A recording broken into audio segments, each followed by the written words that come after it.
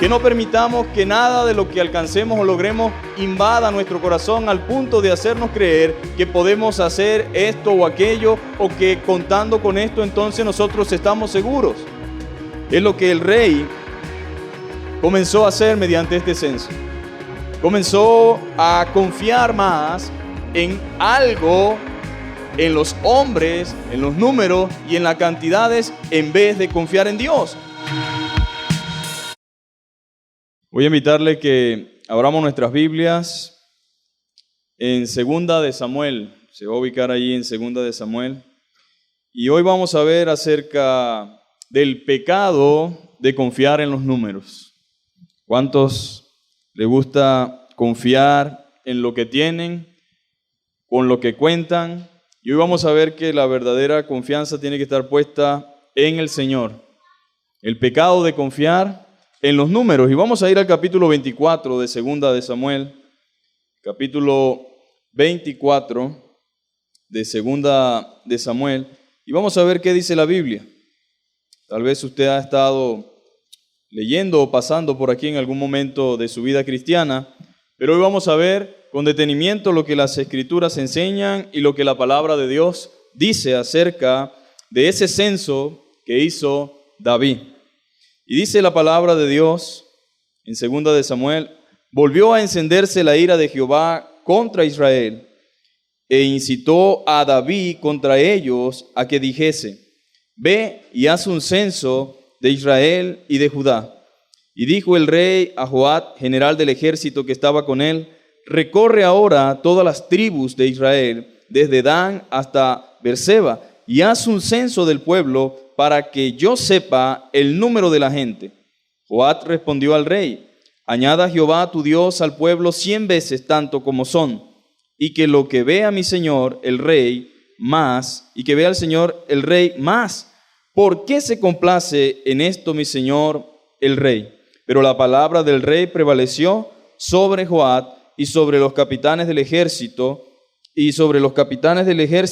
Salió pues Joab con los capitanes del ejército de delante del rey para hacer el censo del pueblo de Israel. Vamos ahora a ir a Primera de Crónicas, y en el capítulo 21 vamos a volver a leer con respecto a este censo, porque Segunda de Samuel dice que Dios incitó a David a hacer el censo. Pero aquí dice claramente quién fue el que incitó al rey a hacer ese censo. Y dice la Biblia: pero Satanás se levantó contra Israel. Capítulo 21 de Primera Crónicas. Pero Satanás se levantó contra Israel e incitó a David a que hiciese censo de Israel. Y dijo David a Joab y a los príncipes del pueblo: id y haced censo de Israel desde Beerseba hasta Dan, e informadme sobre el número de ellos, para que yo lo sepa. Y dijo Joab: añada Jehová a su pueblo 100 veces más. Rey, señor mío, ¿no son todos estos siervos de mi señor? ¿Para qué procura mi señor esto, que será este pecado a Israel? Mas la orden del rey pudo más que Joab, y salió por tanto Joab y recorrió todo Israel, y volvió a Jerusalén, y dio la cuenta del número del pueblo a David. Entonces estamos hablando de que es el pecado de confiar en los números. ¿Cuántos confían en lo que tienen? ¿Cuántos confían en lo que van a recibir, o en lo que han recibido, o con lo que tienen en casa? Comúnmente para nosotros es más fácil tener confianza cuando sabemos lo que tenemos y con quién estamos. Es un pecado que realmente es el día a día de mucha gente, de muchas personas. Incluso muchas veces nosotros caemos en este tipo de pecado de confiar más en lo que tenemos o en lo que vamos a tener que en el Señor. Y realmente el propósito en esta mañana es que nosotros podamos confiar más en Dios que en lo que vemos, que en lo que podamos tener. Ahora, el rey fue un gran hombre. El rey David fue un gran hombre de Dios que cumplió una gran labor, una gran función, fue un instrumento del Señor, y dice la Biblia que era la lámpara de Israel. Era una persona en la cual Dios había levantado y había puesto en Israel para guiar y ayudar a la nación. Sin embargo, aunque él fue un gran hombre de Dios, la Biblia nos muestra cómo el Señor miró con desagrado el hecho de que hiciera un censo. ¿Por qué Dios mira con desagrado al rey por el hecho de haber hecho un censo? ¿Cuál es el problema de contar, de saber cuántas personas, cuántos soldados tenemos, cuántas personas van a participar, por ejemplo, del ejército real? ¿Cuál es el pecado? ¿Cuál es el problema? Porque a simple vista uno pudiera pensar y decir, él lo que hizo fue un censo. En Samuel dice que fue incitado por Dios para hacer un censo, pero la verdad es que quien incitó a David a hacer un censo fue Satanás.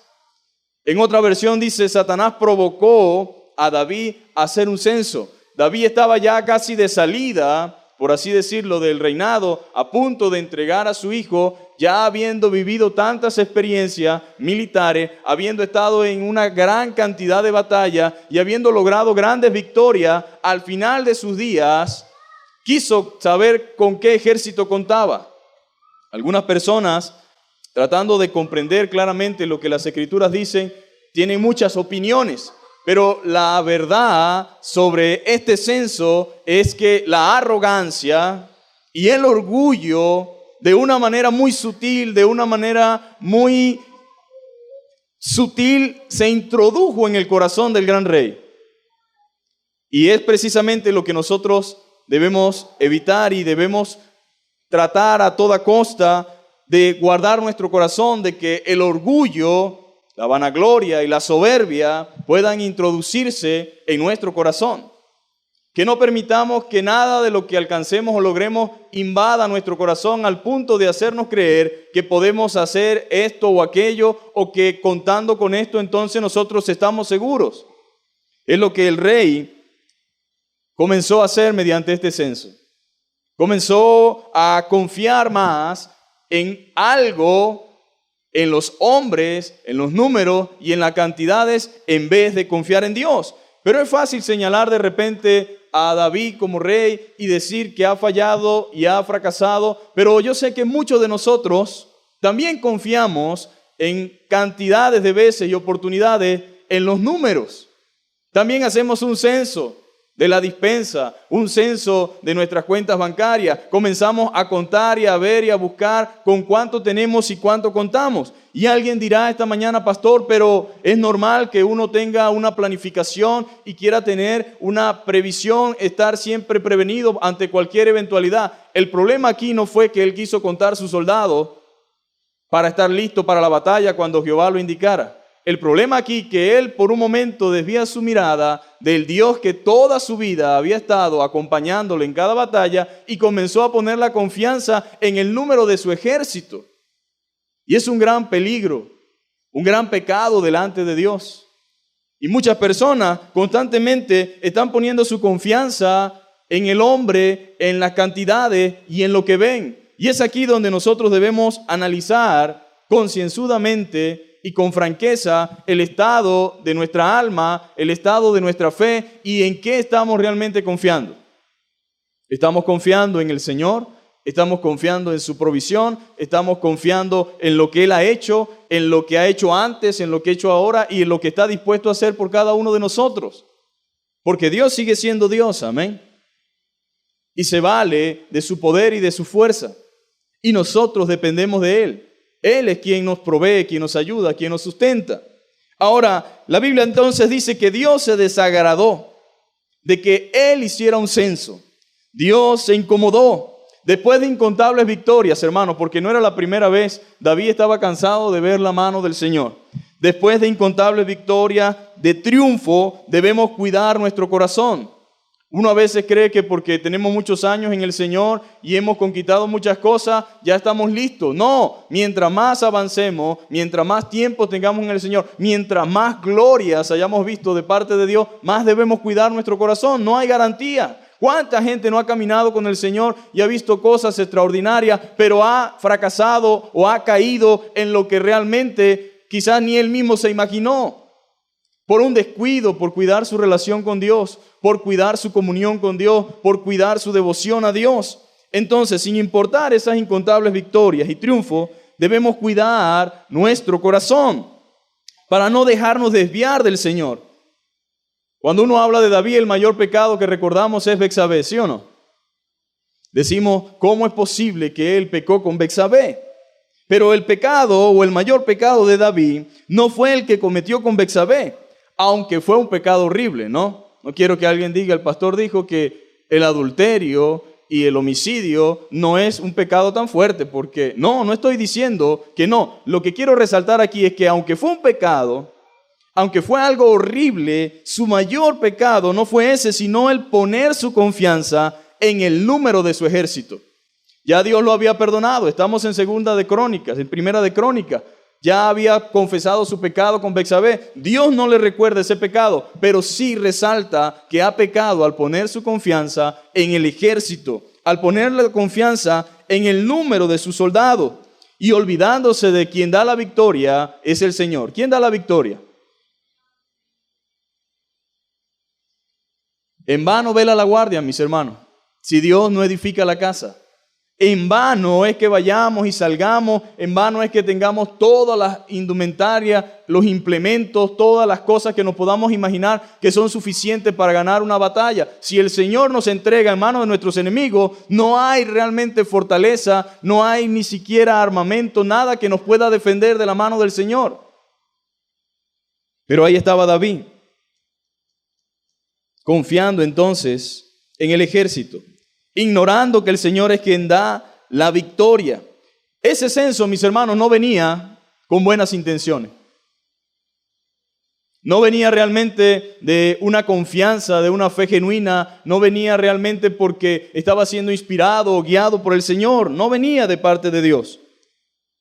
Ese censo no venía con nada bueno. ¿Por qué? Porque había sido incitado por Satanás. ¿A qué puede incitarnos Satanás? ¿A lo bueno o a lo malo? Nunca va a incitarnos a confiar en Dios. Nunca va a incitarnos a creer a Dios. Nunca va a incitarnos a seguir esperando en Dios. Sino al contrario, siempre va a desanimarnos. Siempre va a incitarnos a hacer las cosas en nuestra propia fuerza. Ese es su trabajo. Incitarnos hacia el mal. Dios no tienta a nadie. Dice la Biblia. Él no tienta a nadie. Y cuando alguno es tentado cuando su propia concupiscencia. Y el único que tienta es Satanás. ¿A dónde se le apareció Satanás al Señor? En el desierto. Y comenzó a tentarlo. Entonces, nada bueno puede venir de las incitaciones de Satanás. ¿Qué puede salir de eso? ¿Qué podemos nosotros esperar? Satanás, mis hermanos, estaba buscando que tanto el rey como el pueblo desviaran su mirada del Señor en vez de confiar en Dios. Ese es su trabajo. Tratar de desviar nuestra mirada del Señor, de que dejemos de confiar en Él. Y Él quería que el rey y que el pueblo desviaran su mirada de parte del Señor, que en vez de confiar en Dios, confiaran en los números. ¿Verdad que a veces nos vemos tentados a confiar en los números? En las estadísticas, en las probabilidades, en los porcentajes. Los economistas hacen un trabajo y no significa que su trabajo no sea cierto o que sea falso. El problema está en que usted se ve en una situación en la que tiene que decidir si confía en los números, en las estadísticas, en las probabilidades, en las confirmaciones numéricas o confía por encima de eso, de esa realidad, en lo que Dios promete y en lo que Dios dice. Y esa era la realidad a la que David se estaba enfrentando. Era la realidad a la cual muchos de nosotros nos vamos a enfrentar o ya nos estamos enfrentando, ya lo estamos viviendo. Tenemos entonces que decidir si confiamos realmente en la palabra de Dios, en lo que Él dice o en lo que los números nos notifican y nos dicen. Ahí estaba entonces el rey en esa disyuntiva, en esa situación. Entonces él estaba allí deseando que las personas, y en este caso el rey, desviara su mirada y confiara en los números, en la cantidad, en los miles de sus soldados. Y eso, ¿sabe qué hace? Cuando usted comienza a confiar en usted mismo y en lo que tiene y en lo que puede obtener, entonces eso trae como resultado soberbia y orgullo. El rico decía: alma, muchos bienes tiene para muchos días guardado. Gózate y alégrate, come y bebe. ¿Qué era lo que hacía que ese hombre se sintiera tan seguro? La cantidad de sus graneros. Los derribaré y los haré más grandes porque ya no tengo dónde guardar. ¿Qué le puedes decir a tu espíritu, a tu alma? Gózate, come y bebe. Alma mía, muchos bienes tienes guardado para muchos días. Pero el Señor dice, necio, esta noche vienen a pedir tu alma y todo lo que has provisto, ¿de quién será? Esta noche van a pedir tu alma. Entonces, esa confianza en este tipo de cosas materiales, en las cosas que tienen que ver con lo terrenal y lo humano, lo que hacen es que la gente se llene de soberbia y orgullo. Y aunque usted no lo crea, mi amado hermano, nosotros debemos guardar nuestro corazón para no robarle la gloria al Señor, para no jactarnos, sino reconocer que todo es gracias al Señor. No importa lo que hemos logrado, sin el Señor nada hubiera sido posible. Todo lo que nosotros hemos logrado es gracias al Señor. Y sin el Señor nada de eso hubiese sido posible. Pero a veces se nos olvida lo que ha hecho Dios. Se nos olvida que fue gracias al Señor. Se nos olvida que si no hubiese Dios intervenido, si no hubiese Dios metido su mano, nada de eso hubiese sido posible. Nada de eso lo hubiésemos logrado. Algunos creen que es su fuerza. Algunos creen que son sus capacidades. Algunos creen que son su valentía. Pero dice la palabra, ¿verdad? Claramente, que es Dios quien nos fortalece, que es Dios quien nos da la sabiduría, que es Dios quien nos da la capacidad y la habilidad. Entonces, nosotros no podemos robarle la gloria al Señor. No debemos jactarnos, sino reconocer que todo es gracias a Él. No importa lo que hayamos logrado. Si no es por su misericordia y su gracia, nada de eso hubiese sido posible. Nuestro Dios, mis hermanos, es quien hace mucho con poco. Una de las cosas que particularmente a veces nos frena y a veces nos pone y nos llena de temor es lo que tenemos y lo que contamos. ¿Con qué cuento? ¿Qué tengo en mis manos? Y cuando vemos eso, nos paralizamos y decimos, no podemos hacer absolutamente nada. Con esta cantidad, con este poquito, con esta miseria, ¿qué puedo hacer? Decimos en algunas ocasiones. Pero precisamente como cristianos, nosotros nos vemos desafiados de muchas formas y maneras a tener que comenzar a poner nuestra mirada y nuestra confianza en Dios, que es suficiente y poderoso para hacer todas las cosas que ha determinado hacer en usted y en mí. Porque lo que Dios quiere hacer, mis hermanos, no está realmente determinado por una cantidad o un número. Precisamente Dios es experto haciendo grandes hazañas con poco. Y es aquí donde nosotros tenemos que poner nuestra confianza en el Señor. Entonces Él hace mucho con poco. Él es quien da la victoria. Proverbios capítulo 21, versículo 31 dice que el caballo se alista para el día de la batalla. Pero ¿quién da la victoria? De Jehová es quien da la victoria. Él es quien da la victoria. Los caballos se alistaron. Son grandes, son fuertes, son cuarto milla, son de repente los mejores caballos, están lo mejor alimentados, tienen las mejores destrezas, habilidades, pero Dios es el que va a garantizar la batalla, aunque yo crea que por la multitud de mis caballos y la multitud de mi ejército lograré esto o aquello. No se trata de la fuerza, se trata de lo que Dios realmente determina hacer. Y el pueblo de Israel, y precisamente David, se le toma como pecado, como una gran falta delante de Dios, sobre todo cuando él mismo experimentó una tras otra vez, batalla tras batalla, la mano del Señor. Pero si antes de David pudiéramos pensar en Jefté, pudiéramos pensar de repente en Sansón, que con la quijada de un burro mató una gran cantidad de hombres. Pudiéramos pensar en las veces que Dios levantó uno de los jueces y libertó a Israel de los madianitas. No era en sí la fuerza de Gedeón. No era en sí de repente la capacidad que tenía Sansón, porque todos sabemos que no era la fuerza que estaba en el pelo, era la obediencia a Dios y su misericordia quien le daba la victoria a Sansón y mediante Sansón a Israel. Pero cuando él falló, cuando él fracasó, Dios los entregó en manos de sus enemigos. O sea que cuando él quiso usar su fuerza, no la pudo utilizar porque no era de él, era de Dios. Muchos de nosotros, mis hermanos, hemos logrado cosas no por nuestra fuerza, sino por la mano de Dios. Y el día que dejemos de reconocer, el día que dejemos de darle la gloria a Dios, el día que comencemos a atribuirnos lo que no nos pertenece, entonces Dios nos va a abandonar. Dios nos va a dejar en nuestra propia fuerza para que entonces fracasemos y reconozcamos que realmente hemos pecado contra Dios. Es lo que hizo David. ¿Sabe por qué el general le dijo, pero por qué mi Señor quiere contar al pueblo? ¿Por qué quiere censar al pueblo? El Señor le añada más de lo que ya tiene. Porque no era una práctica, no era común en Israel y no era común en David ni en su ejército andar contando para saber si vamos o vamos, sino era consultamos a Jehová y si Jehová dice que vayamos, nosotros vamos, así sea con 5. Porque la victoria no depende de nosotros, sino del Señor. Pero en este momento David dejó de mirar al Señor, dejó de deleitarse en Cristo. Y es lo mismo que pasa en nosotros, mis hermanos. Es lo mismo que va a pasar en usted o en mí cuando dejemos de mirar al Señor y comencemos a confiar en lo que está a nuestro lado, en lo que tenemos y en los números y en los cálculos. Entonces vamos a fracasar.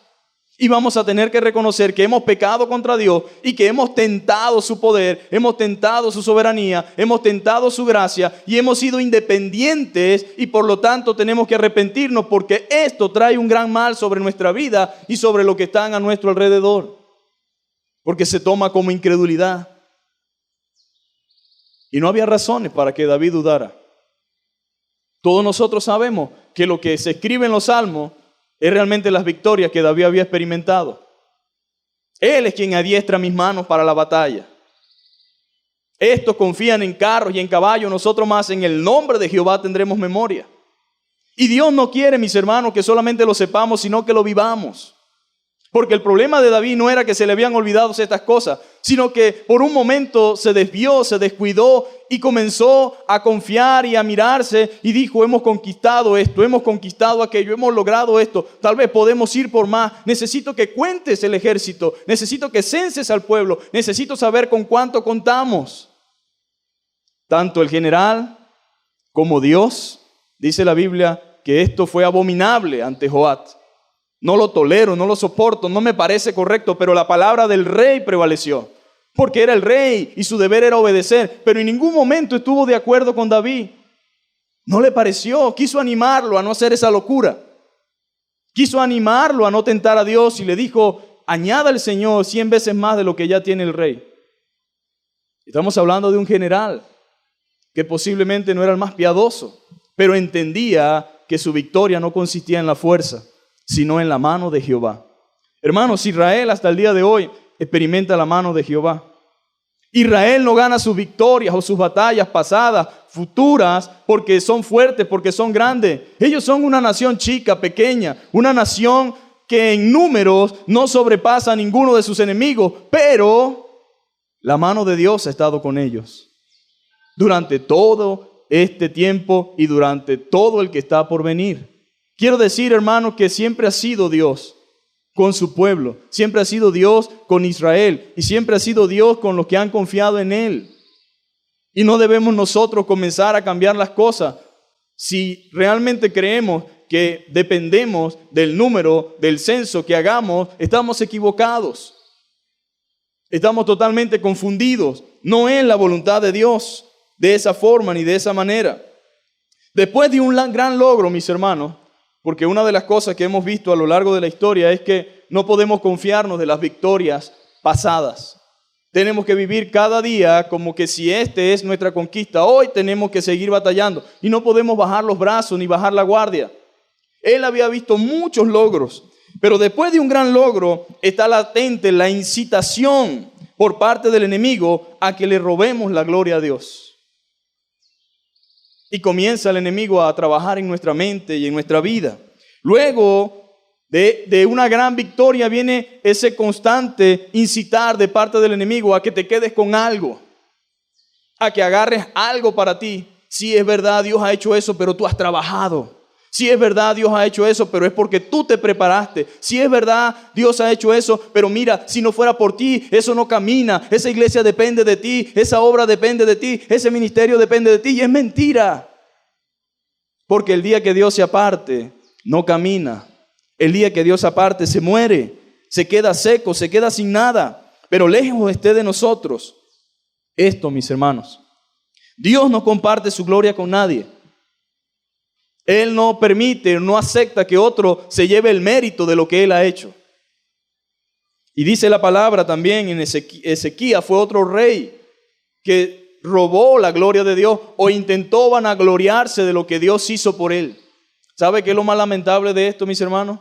Que queremos caminar sobre algo que es el resultado de la pura gracia y poder de Dios. Y Ezequías realmente es un ejemplo, al igual que David. Y dice la Biblia que el rey enalteció su corazón, se ensoberbeció, se llenó de orgullo por lo que él había logrado. Y dice la Biblia en todo tiempo y en todo momento que fue Dios quien lo prosperó, que fue Dios quien lo ayudó, que fue Dios quien le dio. A él le plació dárselo. Pero en el momento que llegaron los enviados de Babilonia, nunca dijo, ciertamente este es el milagro andante de lo que ha hecho Jehová, porque estaba muerto y me añadió 15 años de vida.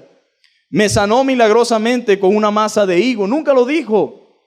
Se reservó eso y comenzó a mostrarle su palacio, los tesoros reales, cómo había puesto un acueducto, había desviado desde lejos, había traído el agua al palacio. Y todo el mundo estaba admirado de lo que Ezequías había hecho, pero no de lo que Dios había hecho.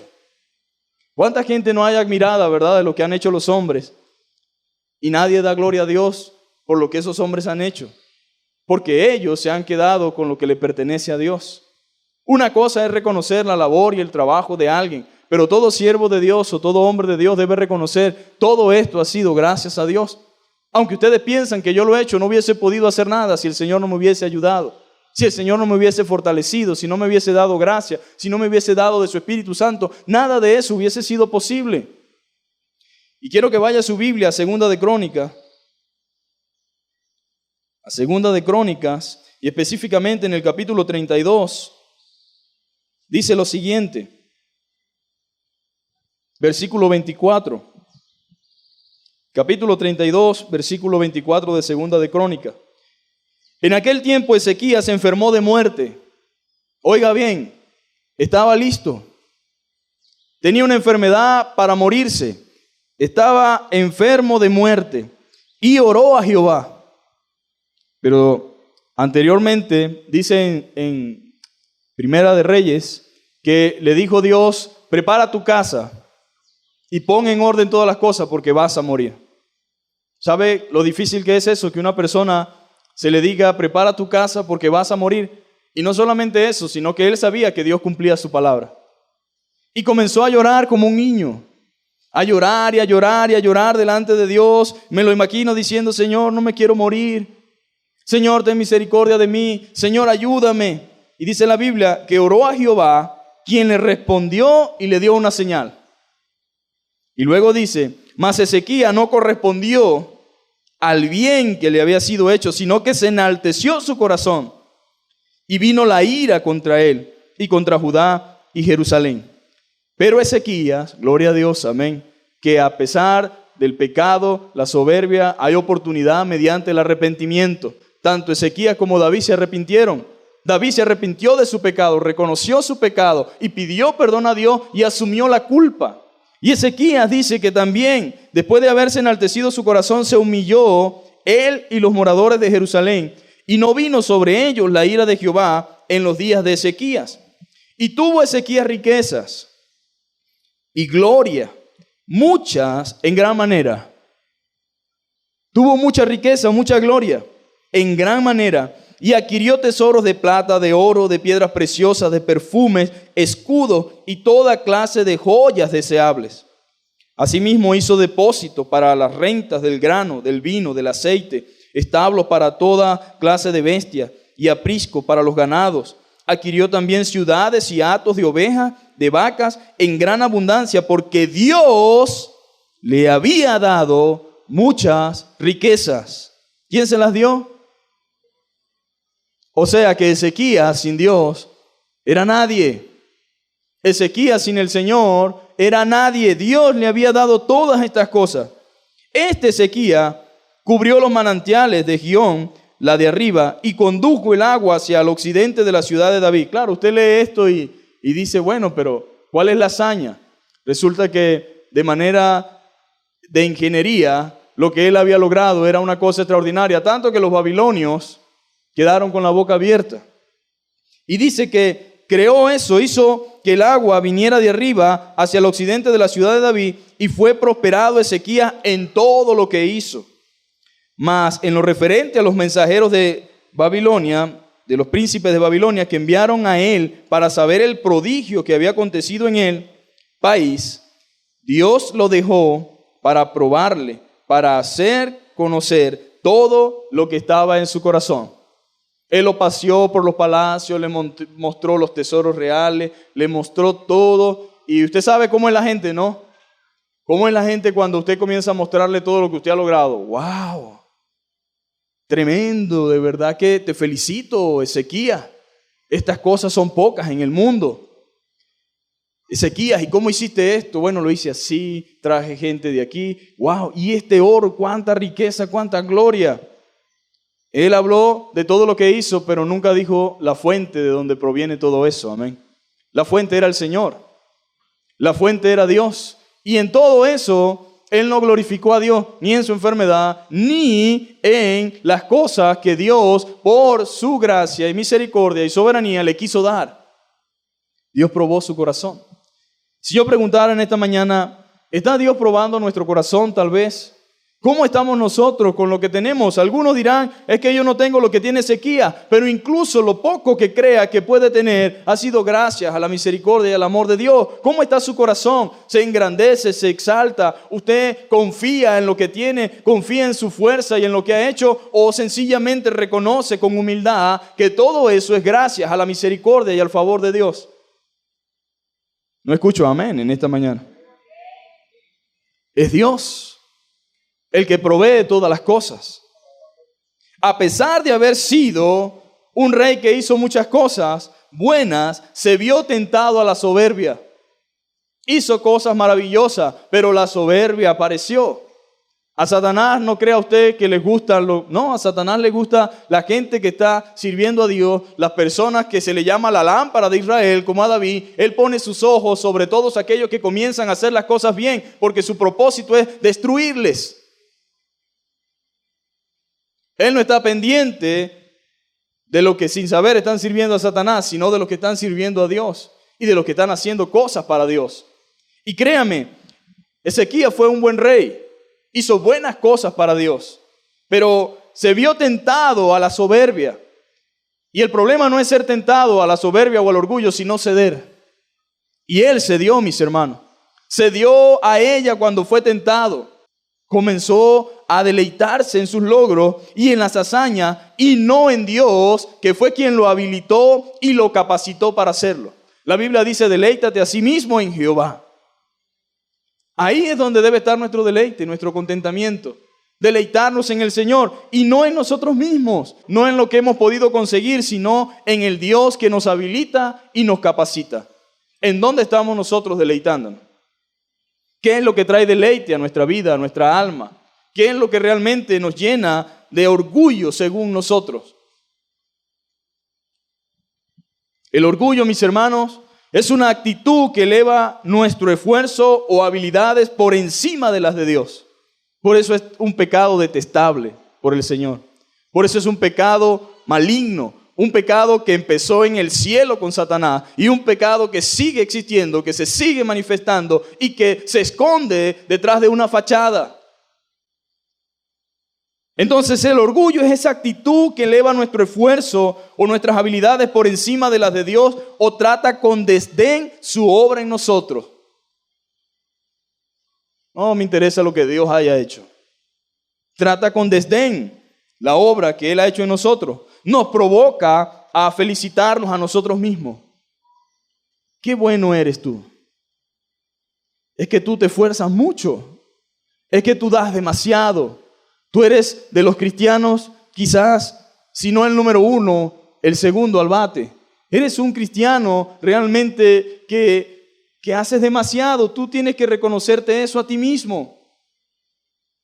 Tú eres demasiado bueno para ser cierto. Comienza a felicitarnos a nosotros mismos por nuestro éxito y a menospreciar a otras personas. Ahora, hay que resaltar algo aquí. Dios no es que está en contra de que nosotros reconozcamos o que alguien reconozca que está sirviendo al Señor y que estoy haciendo esfuerzo o esto o aquello. Dios no está en contra de eso, porque hay algo sano, hay algo correcto, hay una autoestima que es sana. Porque Dios tampoco quiere que usted ande por la vida dándose latigazos, mirando el piso y diciendo que usted es un miserable, una miseria que no sirve para nada. Eso éramos todos nosotros en algún tiempo. Pero ahora en Cristo Jesús hemos sido bendecidos mediante la salvación de nuestras almas, pero también mediante los dones que el Espíritu nos ha dado. Ahora, Dios no se opone a que usted tenga confianza en lo que Él le ha llamado a hacer, en lo que usted sabe que Dios quiere que haga. Él no está diciendo tampoco que usted no tenga una autoestima saludable. ¿Qué es una autoestima saludable? Que usted no tenga más alto concepto de sí mismo que el que debe tener. Usted es una persona bien plantada, confiada en lo que Dios dice acerca de usted y en lo que Él ha hecho por usted. Y dice la palabra, ¿verdad?, que Dios no está en contra de que nosotros realmente tengamos una autoestima saludable, sino más bien que no tengamos un concepto más alto de sí mismo que el que debemos tener. Ahora, tampoco significa que Dios se incomoda porque usted sienta satisfacción por los logros que haya alcanzado. No se refiere a esa satisfacción en el cual nosotros le damos la gloria a Dios por esta casa, por este carro, por mis hijos. ¿Qué padre se siente realmente mal cuando sus hijos terminan la universidad? Ninguno, ¿verdad? Si es un padre cristiano, dice, gracias Señor, cumplimos una meta, tú nos ayudaste, estamos felices, hijo, por esta nueva etapa que Dios nos regala. Qué gozo tenemos al ver que a pesar de los sacrificios y de los esfuerzos, pudiste culminar tu carrera. ¡Qué bendición! Dios no se refiere, mis hermanos, a que no haya satisfacción por los logros. Se opone es a la actitud necia de acreditarnos lo que Él ha hecho. ¿Cómo vamos nosotros a acreditarnos lo que le pertenece a Dios? En palabras de Pablo sería, ¿cómo vamos a gloriarnos de lo que hacemos si lo que hacemos lo hemos recibido de Dios? Que es Pablo, que es Apolo, servidores por medio de los cuales realmente Dios ha trabajado. Pero a fin de cuentas, uno siembra y el otro riega, pero el resultado y el crecimiento lo da Dios. Sin Él es imposible que surja o nazca esa semilla que se ha sembrado. Entonces, Él se opone a esa actitud necia. ¿Cuántas personas necias no andan atribuyéndose lo que le pertenece solamente a Dios? Engrandeciéndose de lo que Dios ha hecho por ellos.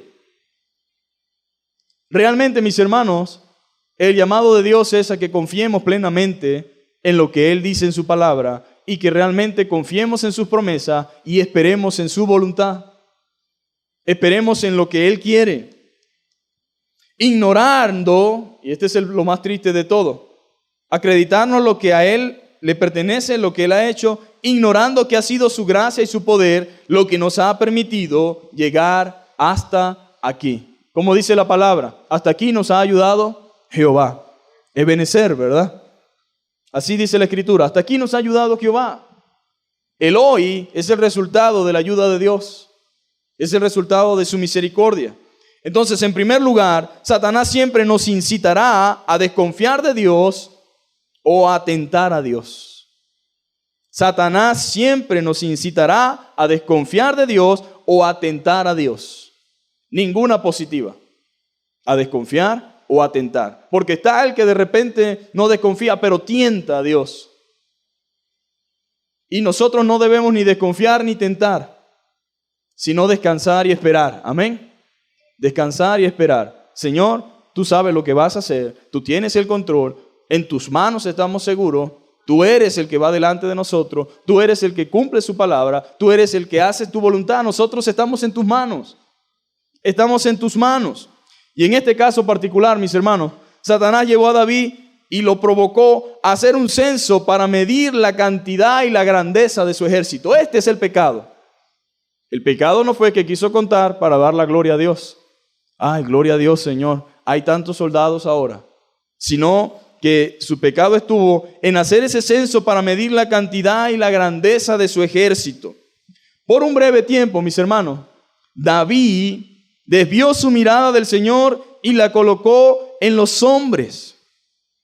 La colocó en las personas que realmente dependían de un arma para defenderse y que no tenían garantías cuando iban a la guerra de regresar. En eso puso su confianza David. Ahora, y no es eso lo que busca Satanás, mis hermanos. No es eso lo que busca Satanás en nuestras vidas. No es eso lo que Satanás siempre está promoviendo y buscando. ¿Qué busca Satanás a través de esto, de esta incitación? ¿Qué es lo que él busca? Desviar nuestra mirada del Señor, que dejemos de confiar en Él para confiar en nosotros mismos. Imagínense, es una insensatez dejar de confiar en el Dios Todopoderoso para confiar en nosotros mismos. Se nos sube la tensión y ya no sabemos qué hacer. Nos duele una muela y no podemos levantarnos. ¿Cómo vamos a dejar de confiar en Dios para confiar en nosotros mismos? Pero es lo que Satanás te dice, o lo que Satanás te incita. Confía en tu fuerza, confía en tu capacidad, confía en ti mismo, no esperes en Dios, haz las cosas tú, ayuda a Dios. Ayúdate que yo te ayudaré, dicen algunos hermanos,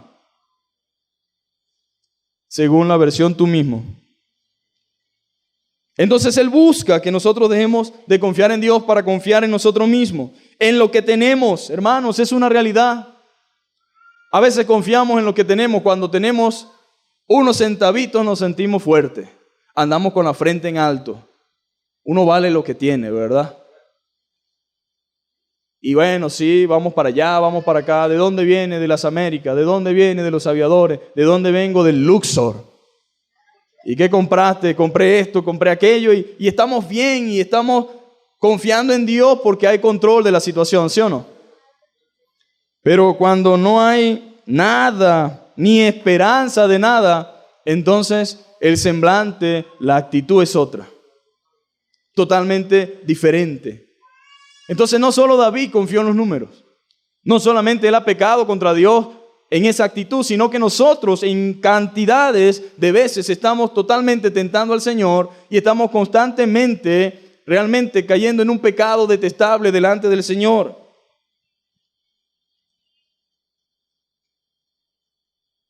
Entonces Él busca que nosotros confiemos en lo que tenemos y hemos logrado, según nosotros, en nuestras fuerzas y en la riqueza, en la cantidad, y es un grave error, mis hermanos. Un grave error es dejarse incitar y obedecer lo que Satanás plantea. No podemos evitar que Él nos tiente, pero podemos decidir obedecerle o no.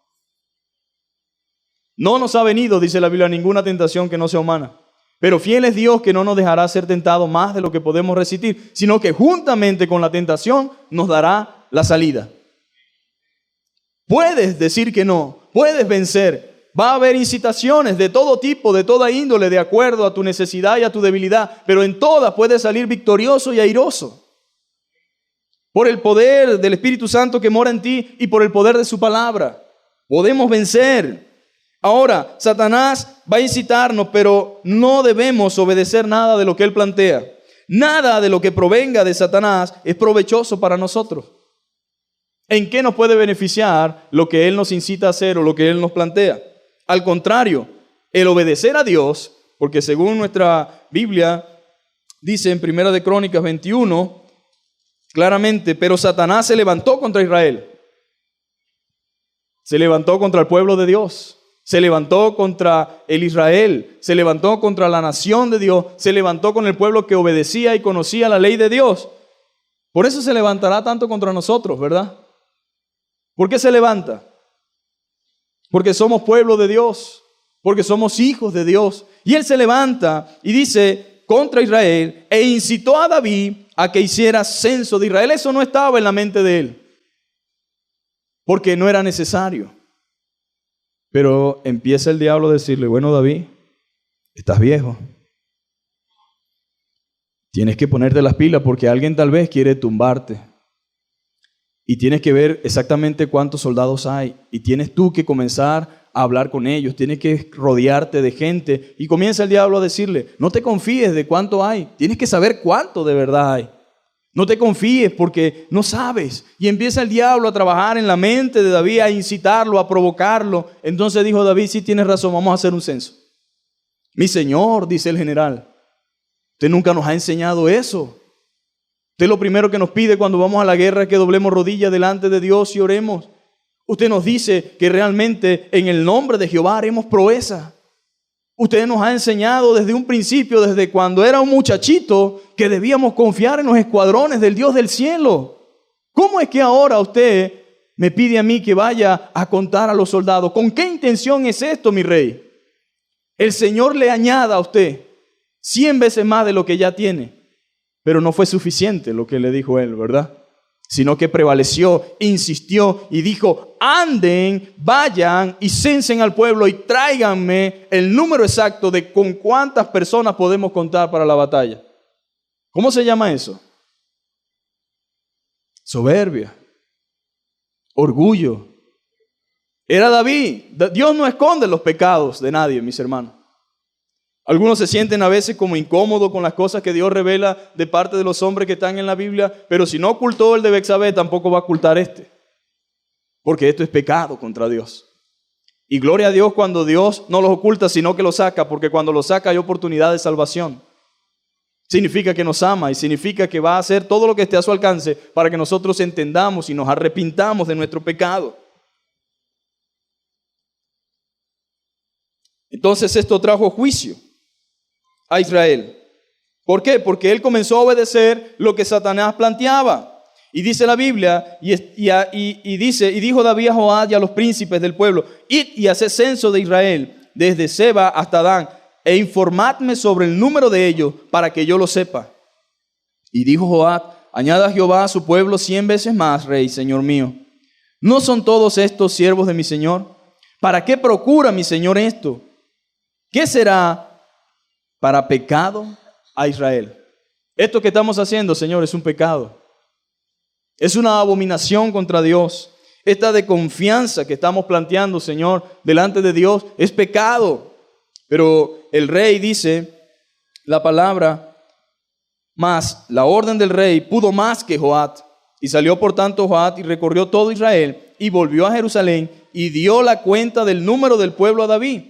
Y había en todo Israel 1.100.000 que sacaban espada, y de Judá 470.000 hombres que sacaban espada. Entre estos no fueron contados los levitas ni los hijos de Benjamín, porque la orden del rey era abominable a Joab. O sea, Joab fue porque si no voy me matan, así de sencillo. El rey tiene la última palabra aquí. Y hay gente que va a ser más fiel al rey que al Señor. Porque aunque David estaba equivocado, ellos no iban a congraciarse con Joab, no, ellos iban a decir, porque todo el mundo quería el puesto de Joab. ¿Sabía eso? Todo el mundo quería el puesto de él y todo el mundo iba a estar listo para matar a Joab si era necesario y congraciarse con el rey. Pero él fue con todo lo que sabía y dice que fue abominable y no contó ni a los levitas ni a los de Benjamín. Y le dijo, bueno, estos son los que hay. Y luego dice, asimismo, esto desagradó a Dios. Busquen el versículo 7 y lea conmigo. Asimismo, esto desagradó a Dios e hirió a Israel.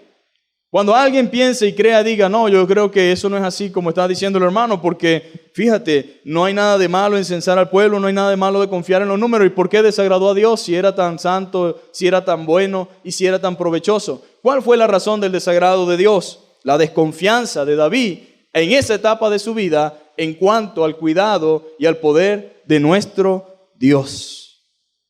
Pero sigue diciendo el verso, entonces dijo David a Dios.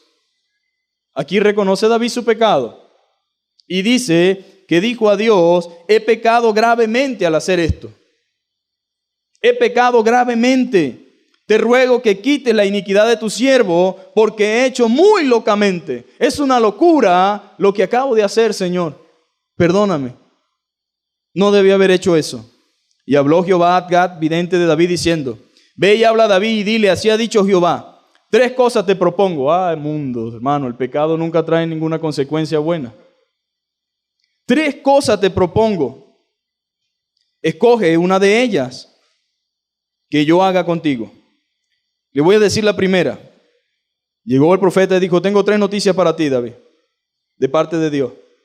Escoge de esas 3 cuál se ajusta más a tu valentía. La primera es,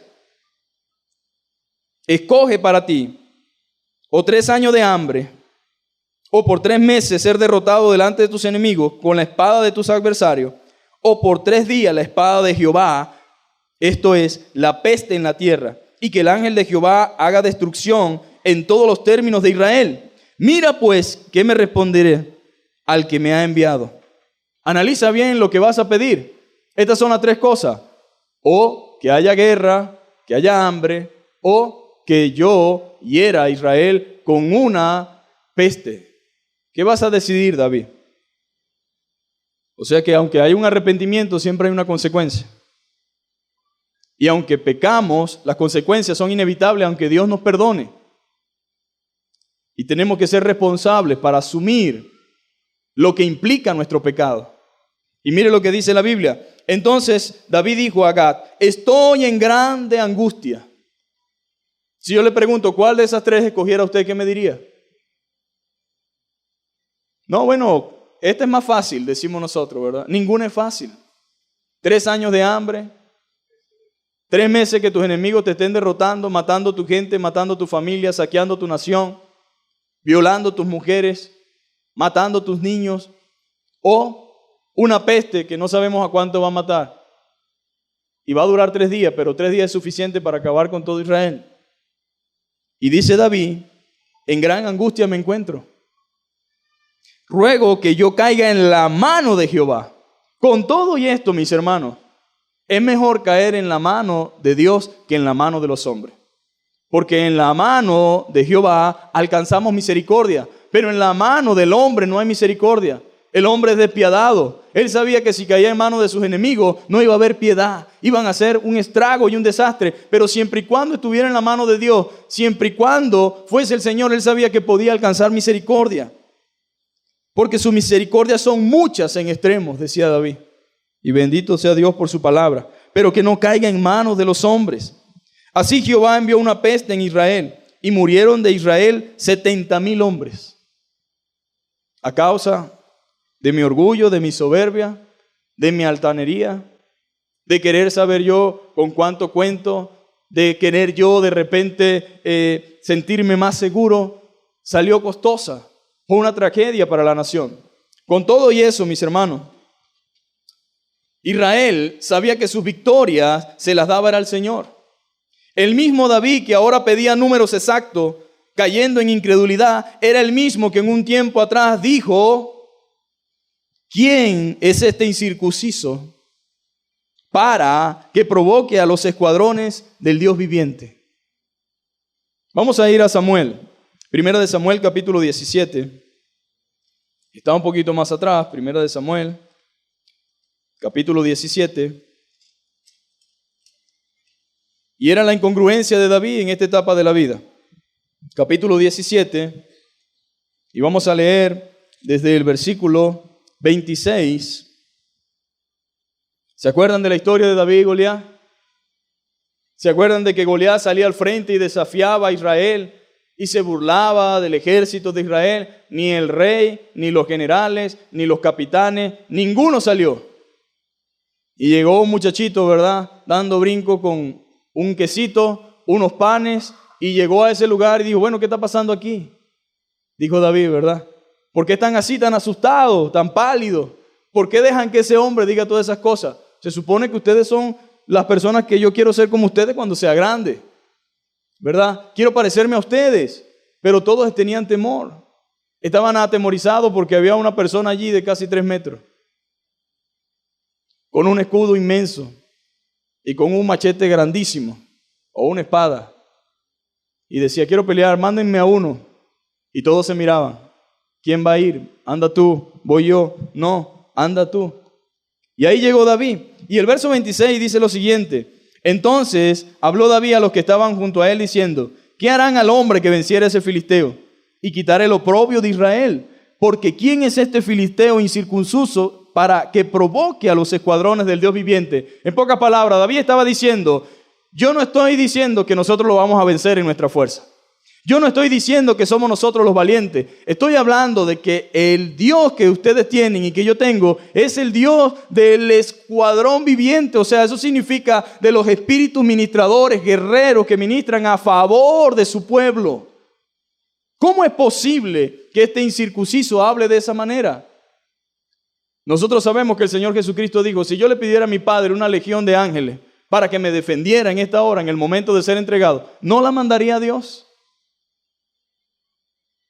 Él estaba consciente cuando Eliseo estaba siendo afectado por el ejército asirio. Dijo, abre los ojos de Jesse, Señor, para que él vea que mayores son los que están con nosotros que los que están allá. Y cuando sus ojos fueron abiertos, vio unas huestes celestiales listos para defenderlo si era necesario.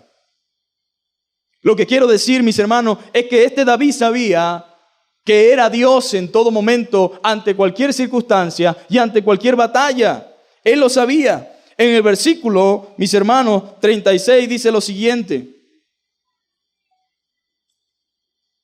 Dice que en el versículo 34 respondió David a Saúl, tu siervo era pastor de ovejas de su padre, y cuando venía un león o un oso y tomaba algún cordero de la manada, salía yo tras él y lo hería y lo libraba de su boca. Y si se levantaba contra mí, yo le echaba mano en la quijada y lo hería y lo mataba. Fuese león, fuese oso, tu siervo lo mataba. Y a este filisteo incircunciso será como uno de ellos, porque ha provocado al ejército del Dios viviente.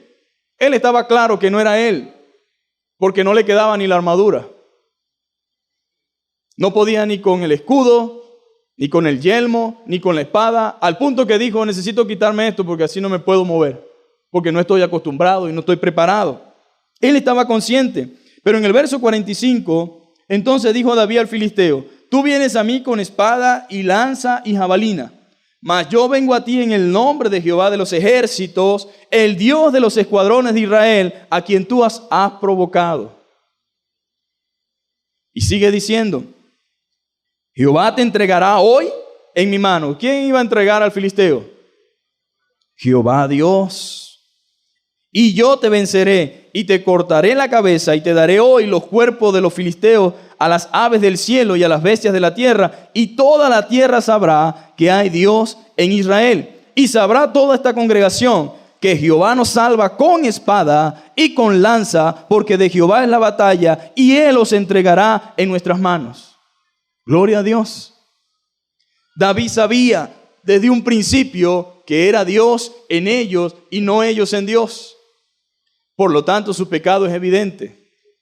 Al contar al ejército, al contar el número de los soldados o de los que estaban listos para la batalla, su pecado fue evidente. Fue un pecado que atentó contra la santidad, el poder de Dios. Fue un grave pecado, un grave error, cuando él pensó y dijo esto: toda esta congregación sabrá que Jehová nos salva con espada. Y dice la Escritura que no es con espada ni con ejército, sino con su Santo Espíritu, dice Jehová de los ejércitos. Es el Señor, mis hermanos, en cada una de nuestras batallas, en cada una de nuestras victorias, es el Señor. Él es realmente el que puede darnos la victoria. Ese mismo David, ahora luego de tanto tiempo de confiar solamente en el poder y en la ayuda divina, pide números, hermanos. Ahora está pidiendo el número de sus soldados. Es fácil caer en esto. Al descuidar nuestra relación con Dios y al estar constantemente pensando en las estrategias y en las maneras humanas de hacer frente a las cosas de este mundo, podemos desviar la mirada del lugar correcto. Dios quiere, mis amados hermanos, que nosotros no desviemos nuestra mirada del lugar donde debemos mirar, que es a Cristo Jesús, amén. Que no volteemos ni aquí ni allá, que no estemos contando y tratando de decirle al Señor que lo que pasa es que no tenemos lo suficiente para hacer lo que Él quiere que hagamos. Que el Señor realmente nos ayude a confiar plenamente en su poder y en su palabra. Y que al igual que David, en un principio nosotros podamos decir, no es vuestra la batalla, sino del Señor. Que podamos confiar verdaderamente que el Dios de los escuadrones vivientes es el que va delante de usted y delante de mí. Y que Él es el que va a garantizarnos la victoria. Diga conmigo, la victoria está en el Señor. Esa es realmente la garantía, mi hermano. La victoria está en el Señor. Y no desvíe su mirada de confiar en el Señor. Como toda esta historia no termina sin el arrepentimiento de David. Él reconoció su pecado, dijo: Padre, yo he pecado, yo he hecho lo malo. Señor, no es justo que estas pobres ovejas, que este pobre pueblo sufra las consecuencias de lo que yo he hecho. Que ese mal que viene sobre este pueblo o que ya está sucediendo no caiga sobre ellos, sino sobre mí y sobre la casa de mi padre. Y dice la Biblia que Dios le dijo al ángel, amén, detente y no sigas haciendo el daño que estás haciendo. Ya está bueno, ya es suficiente. Y pidió Dios que hiciera allí un altar, que levantara un lugar de adoración. Y así Dios impidió o quitó la mortandad que había entre el pueblo. Hubo una reconciliación de parte de David, una reconciliación con el Señor, y hubo realmente allí una forma y una manera de mostrar el favor de Dios para con el pueblo. Pero primero tuvo que haber en él un reconocimiento de su pecado, luego una confesión y luego asumir su responsabilidad. Y luego de estas cosas entonces vino el resultado del perdón y quitó el Señor la gran muerte y mortandad que había en ese lugar. ¿Qué vamos a hacer nosotros, mis hermanos? Tal vez usted dirá, ¿cómo estamos nosotros? Es otro tiempo, pastor. Nosotros no estamos quizás, pero sigue siendo un pecado delante de Dios el confiar más en las cosas de este mundo, en las cantidades, en los números. ¿Cuántas veces no pensamos y estamos constantemente mirando, viendo, contando, sumando, restando? Si hay realmente una planificación sana, claro que sí. Si hay realmente una intención sana en contar, en sumar, en restar, claro que sí, no es malo. El problema es cuando usted deja de confiar en Dios, cuando los números no le cuadran. El problema es cuando usted se angustia más de la cuenta y comienza a tentar al Señor, o mejor dicho, comienza a caer en incredulidad por el simple hecho de que sus números no cuadran con lo que realmente está sucediendo, pasando o con lo que necesita. Dios es suficiente, mis hermanos. Y Dios es poderoso para sustentarnos, sostenernos y socorrernos. Amén. Que Dios nos libre y nos guarde de no caer en las incitaciones y en las provocaciones del enemigo, sino en mantenernos firmes en ese Dios grande y poderoso que es Jehová, Dios de los ejércitos.